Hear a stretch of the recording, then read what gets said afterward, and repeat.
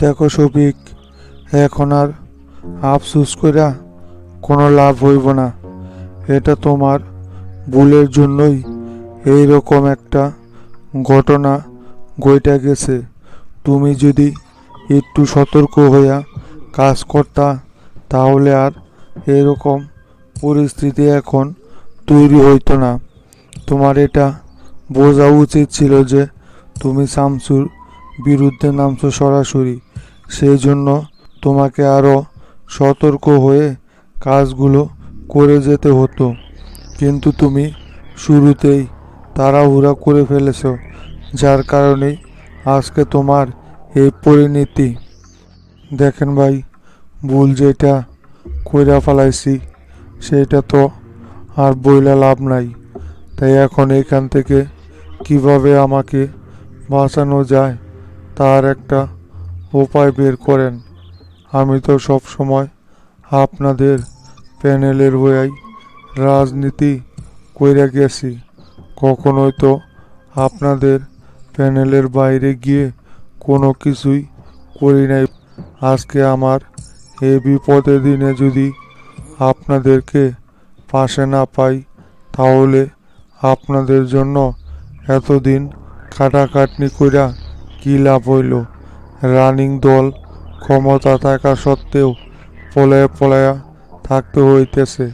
এটা তো ভাই কোনোভাবে আমি মাইনে নিতে পারতেছি না। তোফায়েল ভাইও আমার জন্য কোনো কিছুই করতে পারলো না, তাই কি আর এখন তোমার জন্য কোনো কিছু করবে নাকি? সে তো এখন নিজের চিন্তা নিয়েই ব্যস্ত আছে। সামনে সেক্রেটারি নির্বাচন হইব, সেইখানে হানিফকে কিভাবে সেক্রেটারি বানানো যায় সেই ধান্দা নিয়া পড়ে আছে। তোমার ব্যাপার নিয়া বাবার চিন্তা কি তার আছে? শোনো শফিক, টেনশন কইরো না। এখন আপাতত কোনো কিছুই তোমার জন্য করতে পারতেছি না। তবে মোল্লা ভাই যে বলছে তোমারে কয়েকটা দিন সতর্ক থাকো। মোল্লা ভাইয়ের যে কোনো একটা গেস্ট হাউসে লুকিয়ে থাকো। কয়েকদিন পর সেক্রেটারি নির্বাচন হইলে আমরা যদি মোল্লা ভাইকে আবারও সেক্রেটারি বানাইতে পারি তখন তোমার এই ঝামেলা শেষ করব। একবার শুধু এই বিপদ থেকে নিজেকে রক্ষা করি, তারপর দেখেন শামসুকে কিভাবে ধ্বংস করা লাগে সেই পথও আমার খুব ভালো করেই জানা আছে। শামসু আমার সাথে যে গেমটা খেলছে না, এর চাইতেও কঠিন কিছু শামসুর জন্য অপেক্ষা করতেছে। আপনারা যাই করেন আমাকে এই বিপদের মুখে ফেলে দিয়েন না। আমি কিন্তু আপনাদের ভরসায় রইলাম ভাই। মাথা গরম কইরা কোনো কিছু করা যাইব না শফিক। মাথা ঠান্ডা রাইখা তারপর আমাদেরকে এগিয়ে যেতে হবে। শামসু যেমন তোমার শত্রু তেমন আমাদেরও শত্রু। শামসুর জন্যই আজকে আমাদের এই পরিণতি হয়েছে। টাকা পয়সা অর্থ সম্পদ জেল জরিপানা সবই শামসুর জন্যই করতে হয়েছে আমাদের। তাই তুমি শুধু একা শামসুর ধ্বংস চাও না, আমরা সকলেই শামসুর ধ্বংস চাই। তোমাকে যেটা বললাম, তুমি আপাতত মাথা ঠান্ডা রেখে কয়েকটা দিন গা ঢাকা দিয়ে থাকো। এই নির্বাচনে আমি যদি সিলেক্ট হতে পারি অবশ্যই তোমার আমি এই বিপদ থেকে যেভাবে হোক রক্ষা করব। এ ব্যাপারে তুমি নিশ্চিত। আপনাদের কাছে আসলে যে একটা সঠিক সমাধান পাইমু সেটা আমি আগে থেকেই ভালো করে জানতাম। সেই জন্যই আপনাদের কাছে আসা ভাই। সমস্যা নাই, আপনারা যেভাবে দিক নির্দেশনা দিয়ে যাবেন আমি ঠিক সেইভাবেই কাজ করে যাব, কিন্তু আমার সদস্য পদটা যেন বহাল থাকে সেই দিকে শুধু খেয়াল রাখবেন। আর শামসুকে ধ্বংস করার জন্য যত রকমের সাহায্য আপনাদেরকে করা লাগে সবই আমি করব। এ ব্যাপারে আপনারা নিশ্চিত থাকেন। শামসুর ধ্বংস না দেখা পর্যন্ত কোনোভাবে আমি থামব না। আমি সবসময় আপনাদের সাথে ছিলাম, এখনো আছি। তুমি শফিক আমাদের যে কতটা অনুগত সেটা আমরা খুব ভালো করেই জানি। তুমি যদি এইখানে কোনো রকমের কোনো ভুল না করতা তাহলে বগুড়াতে শামসুকে তোমাকে দিয়েই সাইজ করাইতাম। কিন্তু তুমি শুরুতেই ভুল করে ফেলেছ। আমাদের সকলেরই একমাত্র আশা ছিল শফিক। তোমার কারণেই শামসুকে দল থেকে বের করা সম্ভব হয়েছে। সমস্যা নাই, তোমার জন্য অবশ্যই আমরা নিঃস্বার্থভাবে কাজ করে যাব। তুমি আপাতত মিরপুর যে আমার বাংলো বাড়িটা আছে সেখানে গিয়ে কিছুদিন লুকিয়ে থাকো। এভাবে করলে পুলিশ গ্রেপ্তার করবে। আচ্ছা ভাই, ঠিক আছে। আমি তাহলে আপনাদের দেওয়া ঠিকানা অনুযায়ী ওইখানে গিয়ে কয়েকটা দিন গা ঢাকা দিয়ে থাকতেছি। আর আপনারা এইদিকে আমার জন্য কোনো কিছু করা যায় কিনা প্রেসিডেন্টের সাথে আলোচনা করে তার একটা ব্যবস্থা কইরা দেন। তাহলে আমি এখনই উঠলাম। আর আপনি ওইখানে যারা স্টাফ আছে সকলে আগে থেকে আমার কথা বইলা দিয়েন। হ্যাঁ, ওইটা কোনো সমস্যা না। আমার ওইখানে সব রকমের কথাবার্তা বলা আছে। আর ওই জায়গায় যারাই আছে না কেন সবাই আমার বিশ্বস্ত লোক। এর আগে যারা যারা বিপদে পড়ছে প্রত্যেককেই ওই জায়গায় আমি লুকিয়ে রেখেছি। ওইখান থেকে পুলিশ তোমারে খুঁজে বের করার কোনো অপশনই পাইব না। তুমি তাহলে যত দ্রুত সম্ভব ওই জায়গায় চলে যাও। আর আমার জন্য দোয়া করো আমি যেন আবারও সেই সেক্রেটারির পদে নিযুক্ত হতে পারি। তাহলে তুমি এখান থেকে মুক্তি পাইবা। তুমি তাহলে এখন সময় নষ্ট না করে চালু চালু চলে যাও। স্যার, কি হয়েছে? হঠাৎ এত ইমার্জেন্সিভাবে আমারে যে ডাইকা পাঠাইলেন? গুরুত্বপূর্ণ কোনো আলোচনা আছে নাকি স্যার? সম্রাট, গুরুত্বপূর্ণ আলোচনা দেখাই তোমার এইখানে ডাইকা পাঠাইছি। শোনো সম্রাট, আগামী 24 ঘন্টার ভিতরেই বগুড়া 7 আসনের সংসদ সদস্য শফিকুর রহমান শফিককে যেভাবে হোক গ্রেপ্তার করে লকআপে রাখতে হইব। প্রেসিডেন্ট কিন্তু কড়া বার্তা দিয়া দিছে, যেভাবে হোক শফিককে এখন গ্রেপ্তার করতে হইব। আর মিডিয়া যেভাবে আমাদের পিছনে লাগছে, এতে করে শফিককে গ্রেপ্তার করা ছাড়া আমাদের কাছে আর কোনো অপশন নাই। বলেন কি স্যার? প্রেসিডেন্ট তাহলে এই সিদ্ধান্ত নিছে শফিককে গ্রেপ্তার করার? সমস্যা নাই স্যার, শফিককে যে কোনো সময় গ্রেপ্তার করে ফেলাই দিব আমাদের ফোর্স। শফিক যদি পাতালেও লুকিয়ে থাকে সেখানেও লুকিয়ে থাকতে পারবে না।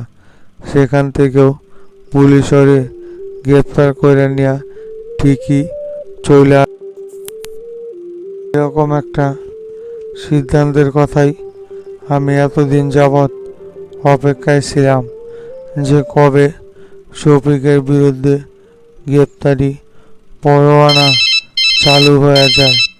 ওরে গ্রেপ্তার করে নিয়ে আসতে আমাদেরও খুবই ভালো লাগবে। যেভাবে হোক ওকে এবার আমরা ধ্বংস করে ছাড়বই স্যার। এ ব্যাপারে আপনারা সবাই নিশ্চিত থাকবেন। শামসুও আমারে বিষয়টা জানাই গেছে যে কোনো মুহূর্তে শফিক দল থেকে বহিষ্কার হয়ে আর এমপি পদ এমনিতেই চলে যাবে। এখন তো অর্ডার পাইলা, যত দ্রুত সম্ভব তুমি তোমার কাজে নেমে পড়ো। শফিক যেন কোনোভাবেই এখান থেকে বের হইতে না পারে সেই দিকে বিজিবিকেও লক্ষ্য রাখতে বলবা। আর আমরা তো আছি তোমাদেরকে সাহায্য করার জন্য, চিন্তা নাই।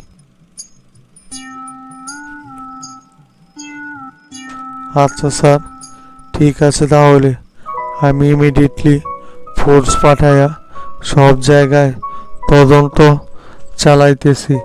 কোনোভাবেই শফিককে ঢাকার বাইরে যেতে দেব না। একবার যদি এলাকায় কোনোভাবে ঢুকে পড়ে তখন আর ওইখান থেকে কোনোভাবেই শফিককে আনা যায় না।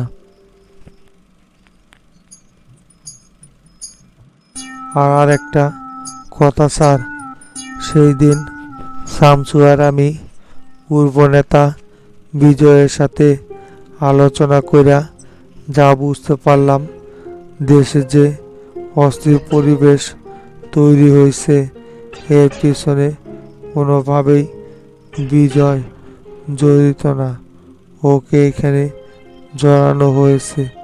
তাই আমি বলি কি, যেভাবে হোক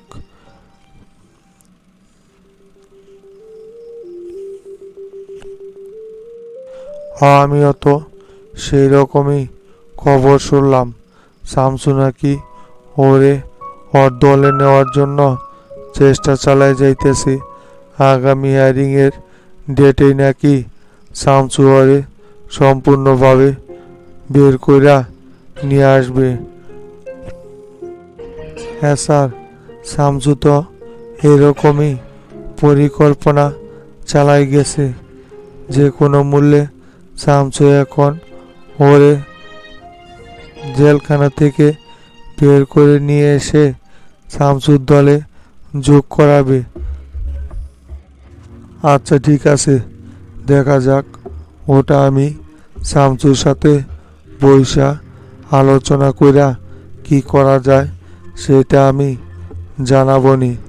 আপাতত তুমি শফিককে গ্রেপ্তার করার ব্যবস্থা করো। প্রেসিডেন্ট কিন্তু শফিকের উপর খুবই ক্ষিপ্ত, তাই যে কোনোভাবে শফিককে আমাদের প্রেসিডেন্টের সামনে উপস্থিত করতে হইব। আর শামসু যখন যে সিদ্ধান্ত নিতে বলে আমাদেরকে সেই অনুযায়ী কাজ কইরা গোপনে শামসুকে সাহায্য কইরা যাইতে হইব। যতদিন পর্যন্ত আমরা ধরা না পড়ি ততদিন পর্যন্ত এভাবেই শামসুকে সাহায্য করে যেতে হবে। আর তোমারে যেটা বললাম সেটা দ্রুত সমাধান করো। একবার যদি শফিককে গ্রেপ্তার কইরা জনগণের সামনে ওর মুখ খুলাইতে পারি, তাহলে যে শামসুর উপর আক্রমণগুলো হয়েছিল সেগুলো কেরা করছে সেটা খুঁজা বের করা খুব সহজ এবং ইজিলি হয়ে যাইব। তুমি তাহলে এখন চলে যাও, আমাকেও বাসায় যেতে হইব। সজীবরে বাসায় দেখা করতে বলছি। আচ্ছা ঠিক আছে তাহলে স্যার, আমি এখন উঠলাম।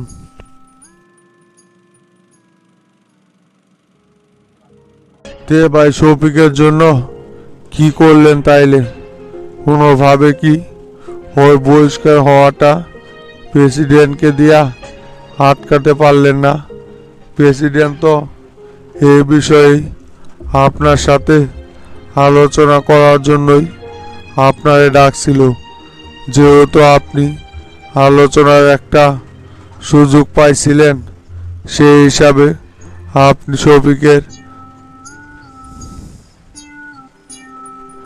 বিষয়টা কোনোভাবে চেপে নিয়ে যেতে পারলেন না। তোফায়েল ভাই, শফিক তো আমাদের অনুগত হয়েই কাজ করে যাচ্ছিল, ভবিষ্যতেও হয়ে দিয়ে অনেক কিছু করা যাইব।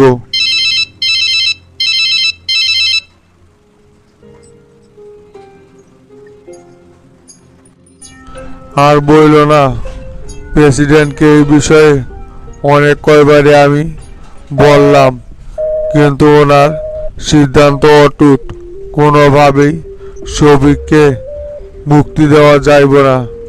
প্রেসিডেন্ট এখন দিন দিন আমাদের কথার কোনো গুরুত্বই দিচ্ছে না।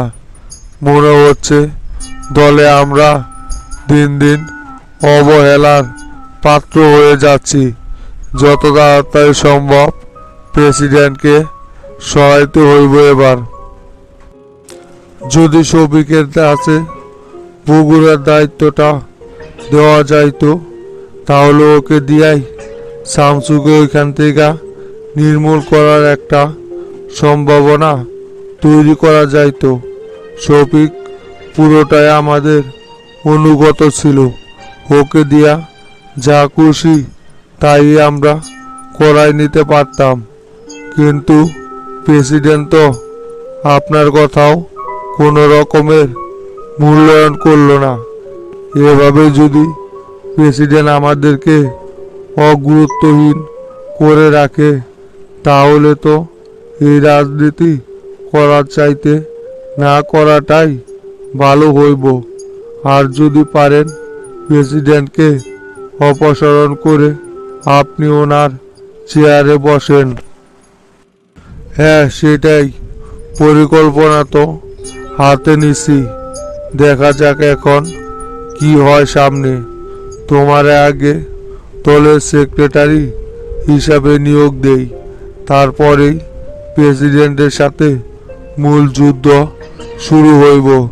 সেই জন্যই তো প্রেসিডেন্টের সিদ্ধান্তের বাইরে গিয়ে আমরা কোনো রকমের কোনো কথা বলতেছি না। আগে কয়েকটা দিন যাইতে দাও, তারপরেই বুঝতে পারবো যে শামসুর কথা শুনা কি একটা ভুল করছিল উনি। আর আমার সেক্রেটারি হওয়া হয়েছে, এতদিন হয়ে গেল, এখন পর্যন্ত কমিটিরে আপনারা দিতেই পারলেন না। কবে যেই কমিটি দিবেন আর সেই সময় যে আমি সেক্রেটারি হইব, এটাও 100% সম্ভাবনা নাই। কারণ মোল্লা গ্রুপও দিনে দিনে ওদের গ্রুপ শক্তিশালী করে যাইতেছে। মোল্লা গ্রুপ কিন্তু যতই আমাদের সাথে মিল দিয়া চলুক না কেন, কোনোভাবেই ওরা চাইব না যে আমাদের কাছে জনতা পার্টির নিয়ন্ত্রণ আসুক। সেটা ওরা কখনোই মেনে নিবে না। তাই ওরাও কিন্তু প্রেসিডেন্টের কাছে আমাদের নামে নানান রকম অভিযোগ করতে পারে। ভাই, এত অধৈর্য হইলে হয়? সামনে ঠিকই দেখবা কমিটি গঠন করা হইবই। শুধু এই বিশৃঙ্খলাগুলোর কারণে কোনো কিছু করা যাইতেছে না। আর এইদিকে কোথায় কি করা লাগে সেটা তো আমি করব, সেটা তোমার চিন্তা না। তুমি শুধু প্রস্তুত থাকো, যে কোনো সময় তুমি দলের সেক্রেটারি হয়ে যাবা। আর একবার তোমারে সেক্রেটারি বানাইতে পারলে সব নিয়ন্ত্রণ আমাদের হাতে অটোমেটিক চলে আসবো। হ ভাই, সেই অপেক্ষাতেই রয়েছি। হারিয়ে দিছি। কামরুল ফোন দিছিল আপনার সাথে কি জানি জরুরি আলোচনা করার আছে। তাইলে বিকেলে ওরে আমার চেম্বারে চলে আসতে বইল। আচ্ছা ভাই, ঠিক আছে, বলবো নি আমি। উঠলাম তাহলে এখন।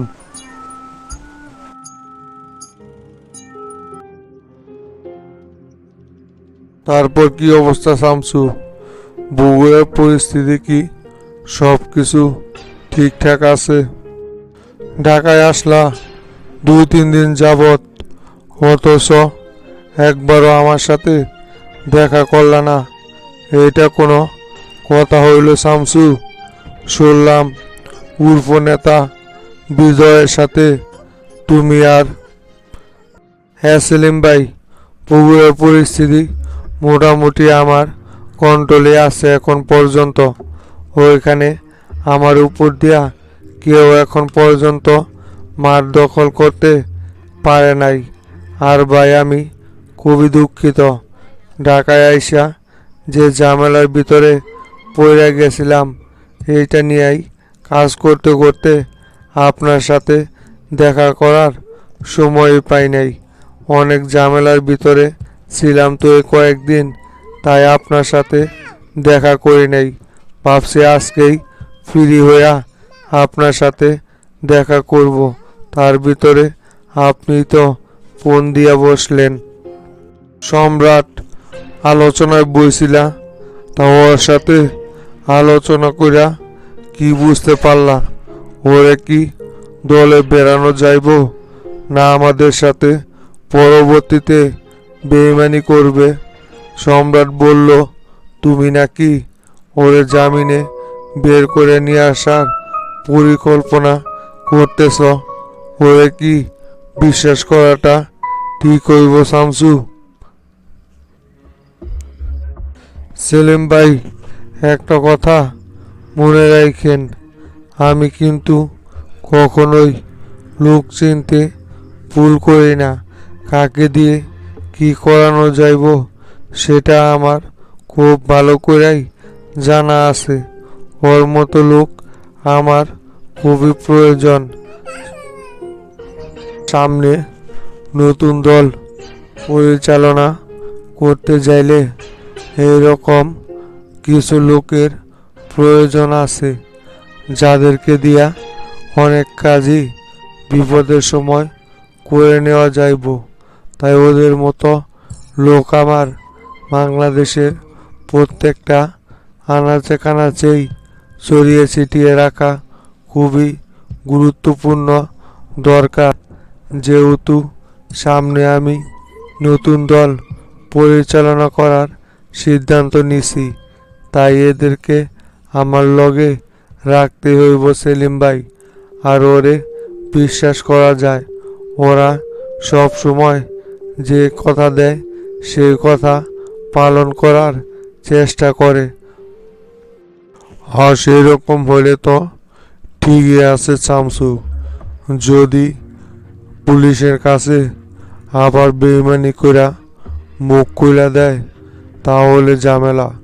আর যদি নিঃস্বার্থভাবে তোমার জন্য কাজ করে যায়, তাহলে এদেরকে দিয়া অনেক গুরুত্বপূর্ণ মিশন তুমি পরিচালনা করতে পারবে। আর তোমার এই নতুন দল গঠন করার বিষয়টা প্রেসিডেন্টের কাছেও চলে গেছে। উনি তো এই বিষয়টা কোনোভাবেই মেনে নিতেছে না। আমার সাথে তো যা তা কথা বলল যে শামসু দেশে কি নতুন দল গঠন কইরা এক প্রকারের অস্থিরতা পরিবেশ করে বিভিন্নভাবে জনগণকে ভাগ করার চেষ্টা করতেছে নাকি? কেন সেলিম ভাই, আমার নতুন দল গঠন করাতে ওনার এত মাথা ব্যথার কারণ হয়ে যাইতেছে কেন? ওনার সমস্যা কি? আমার নতুন দল গঠন করি অথবা অন্য কোনো দলের সাথে যোগদান করি, সেটা আমার একান্ত বিষয়। এখানে তো উনি কোনোভাবে হস্তক্ষেপ করতে পারে না। আমার চাইতে ভালো ভালো পছন্দনীয় নেতাকর্মী তো ওনার জনতা পার্টিতে রয়েছেই। নাকি প্রেসিডেন্ট আমার সাথে প্রতিদ্বন্দ্বিতা করতে ভয় পাচ্ছে? যদি সেরকম হয় তাহলে আমাকে সরাসরি বলতে বলেন। উনি আমাকে দেখে ভয় পাচ্ছে, তাহলে আমিও সরে দাঁড়াবো ওনার রাস্তাতে। শামসু, জনতা পার্টিতে বর্তমানে যে পরিমাণ গ্রুপিং শুরু হয়েছে, তাতে করে এই দল যে সামনে আর বেশি দিন ক্ষমতায় থাকতে পারতেছে না, এ ব্যাপারে তুমি নিশ্চিত থাকো। কোনোভাবেই এই সরকার পুরো মেয়াদটা শেষ করতে পারবে না। তার আগে দেখবা নিজেদের ভিতরে ঝামেলা পাকায়া নিজেরাই সাইড হয়ে যাচ্ছে। আর ওদের এই সুযোগ সম্পূর্ণভাবে ব্যবহার করবে নাগরিক পার্টির তরিকুল। তাই আমি মনে করি ওকে এই সুযোগটা দিলে সে এই আগের অবস্থায় সেম হইব। কারণ এই দল আর এই দলের ভিতরে কোনো রকমের কোনো পার্থক্য নাই, সবাই এক। কথায় আছে না সেলিম ভাই, গাছে কাঁঠাল কোপে তেল, সেই রকম দশা হয়েছে তরিকুলের। ওই যতই ভাবুক না কেন যে আগামীতে ওরা ক্ষমতায় আসবে, সেটা কোনোভাবেই হইতে দেব না আমি। আর ওদের এই পরিকল্পনা আটকানোর জন্যই তো আমি নতুন দল গঠন করার সিদ্ধান্ত নিছি।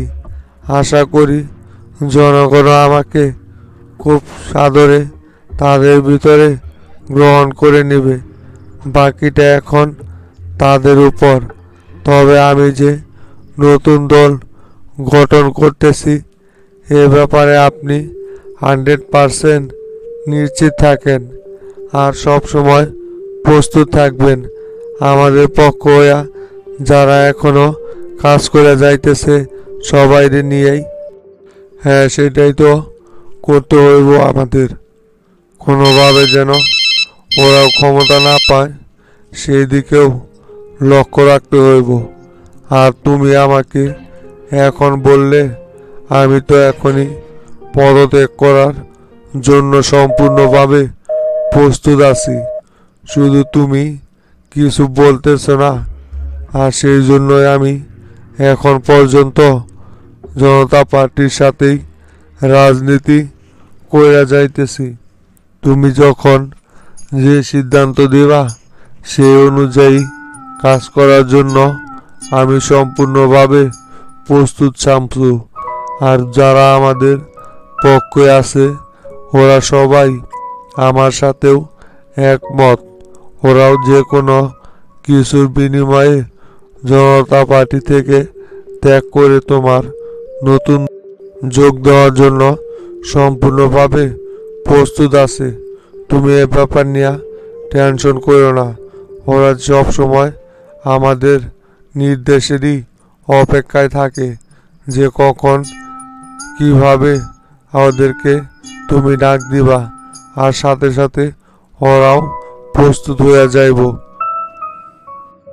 না না সেলিম ভাই, এখনই আপনাদের কাউকে পদত্যাগ করার কোনো প্রয়োজন নাই।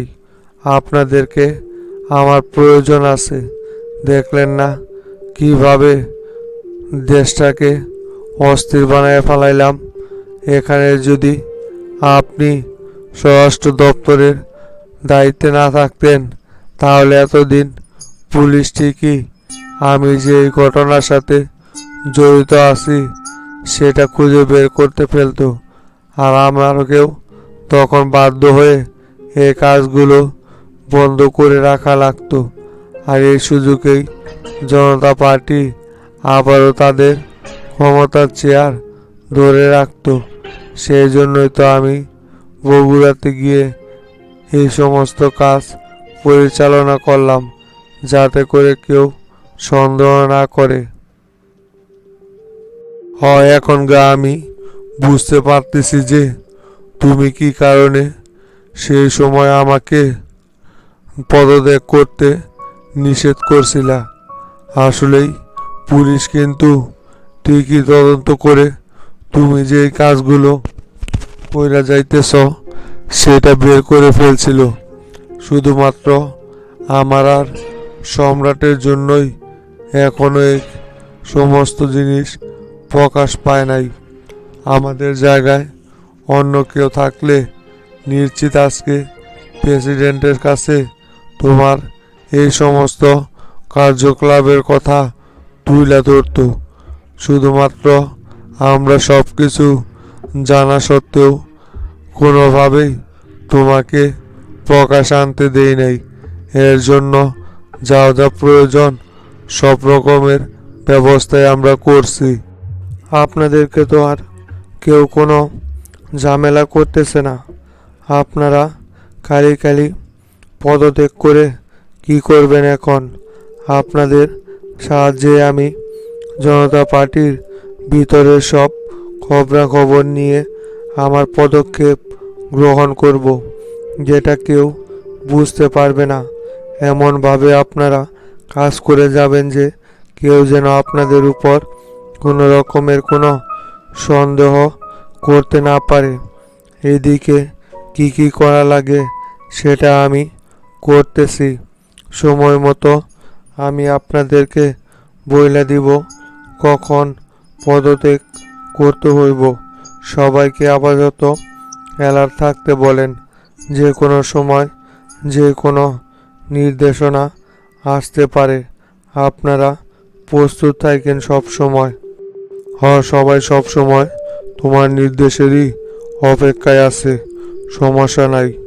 আর এইদিকে যে আর একটা ঘটনা ঘটে গেছে শামসু, সেটা জানো নাকি? প্রেসিডেন্ট তো শফিককে দল থেকে বহিষ্কার এবং ওর এমপি পদ আপাতত স্থগিত রাখার জন্য নির্দেশ দিছে দপ্তর সম্পাদককে।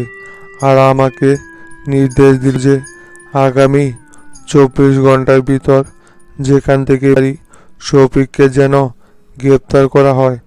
তুমি শফিককে এমনভাবে পেছে ফালাইছো যে শফিক এখান থেকে আর বের হওয়ার কোনো রাস্তায় খুঁজে পাইতেছে না। শফিককে গ্রেপ্তার করার জন্য সম্রাটকে আমি নির্দেশ দিয়ে দিয়েছি আগামী 24 ঘন্টার ভিতর ওকে গ্রেপ্তার করা হবে। আমার সাথে পাঙ্গা নিয়া আজ পর্যন্ত কেউ মাঠে টিকতে পারে নাই, ভবিষ্যতেও টিকতে পারবে না। ওই শফিক আমার সাথে যুদ্ধ কইরা এমপি হইতে পারছে ঠিকই, কিন্তু ওর এমপির তো আমি টিকায় রাখতে দেই নাই। আজ এমপি হওয়ার পর একদিনও সংসদে 1 মিনিট কথা বলতে পারে নাই। তার আগে ওর এমপি পদ খাইয়া দিলাম। এটাই শামসুর পাওয়ার। আর আপনি খুব দ্রুত সম্রাটকে শফিককে গ্রেপ্তার করার জন্য নির্দেশ দিয়ে দেন। ওই কিন্তু এখন হয়তোবা তোফায়েল অথবা মোল্লা গ্রুপের সাহায্য নিয়ে থাকবে। তাই ওদেরও প্রত্যেকটা বাংলো বাড়ি ভালো করে তল্লাশি করতে বলবেন সম্রাটকে। সমস্যা নেই শামসু, শফিক যেখানে লুকিয়ে থাক না কেন সেইখান থেকে ওরে খুঁজে বের করে নিয়ে আসার দায়িত্ব সম্পূর্ণ আমাদের। আর ব্যাপার কি সেলিম ভাই? আমি আসার পর এখন পর্যন্ত সাধারণ সম্পাদকের পদ কাউকেই দেওয়া হইল না। এটা রহস্যটা কি? এতদিনে তো এতই পদ, গুরুত্বপূর্ণ একটা পদ খালি রাখার কোনো কথা না। নিশ্চয়ই ভিতরে ভিতরে কোনো রকমের কোনো ঝামেলা হয়েছে। সেই ব্যাপারে কিছু জানেন নাকি?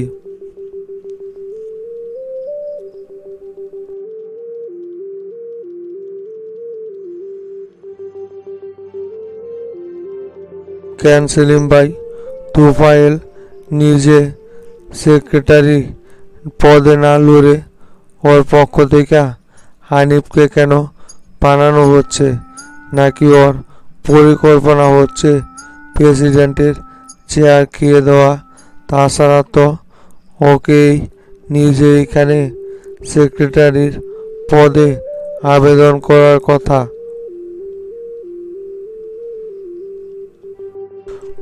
আমারও তো সেরকমই মনে হয়।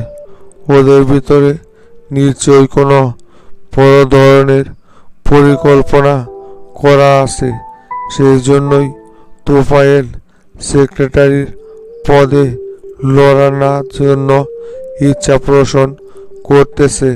পরবর্তীতে এটা জানা যাবে যে ওই কী কারণে এই কাজটা করলো। আর প্রেসিডেন্ট তোমাকে নিয়ে আমাকে ওইখানে কোনো সময় দেখা করতে বলছে। তোমার সাথে নাকি গুরুত্বপূর্ণ আলোচনা আছে। দেখা করে আর কি লাভ হইব? উনি যে কি কারণে দেখা করতে বলতেছে সেটা তো আমি খুব ভালোভাবেই বুঝতে পারতেছি। আবারও উনি আমাকে জনতা পার্টিতে ফিরে যাওয়ার জন্য নির্দেশ করবে, কিন্তু সেটা আর কোনোভাবেই সম্ভব না। যেখান থেকে বের হয়ে আইছি সেই জায়গায় আর নতুন করে কোনোভাবে যুক্ত হইব না। এটা প্রেসিডেন্টকে ভালোভাবে বইলা দিয়েন। আর তোরে যা বললাম, যেভাবে হোক শফিককে দ্রুত গ্রেপ্তার করার ব্যবস্থা করেন। এখন তাহলে উঠি আমি, ওইদিকে কাজ আছে আমার। আচ্ছা, ঠিক আছে তাহলে তুমি যাও এখন। গুরুত্বপূর্ণ কোনো বিষয় জানতে পারলে আমি তোমারে জানাই দেবনি। আর শফিককে গ্রেপ্তার করার ব্যবস্থা আমি করতেছি শামসু।